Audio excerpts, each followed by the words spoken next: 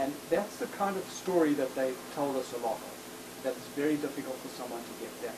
So as I was trying to say, this is not just for frontier technologies, but for the adaptive sort of this. If you don't have a revenue, it's very difficult to get the support.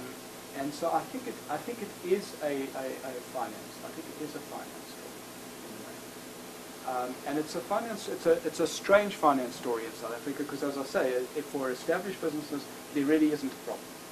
And in fact, for established businesses in South Africa, the borrowing, South African firms actually need to borrow very little. They're largely quite profitable. And when you look at how South African firms finance their borrowing, most of them finance much of their borrowing from internal resources rather than going to banks. But those are for firms with revenue. If you don't have revenue, it's very difficult. And we see it in our students as well. We try and encourage our students. We say, go out and be entrepreneurial, whatever. Don't look to this and that. Go and start your own business. We do that in the business school a lot. And they come back to us and they tell us, well, they have this bright idea. Nobody wanted to fund it. So I think there is a problem there. I think that there's a problem there. My view is that let's try it and see.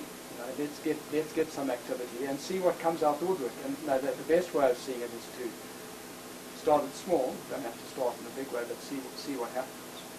And the expectation I have is that if you can get players to play in that era, they'll go out and seek opportunities. They won't just wait for people to come to them, but who's out there?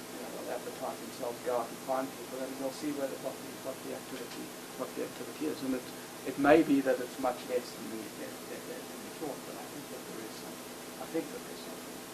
So if you say that the principle is that there should be revenue, and the proposal is the government should provide part of the 21st century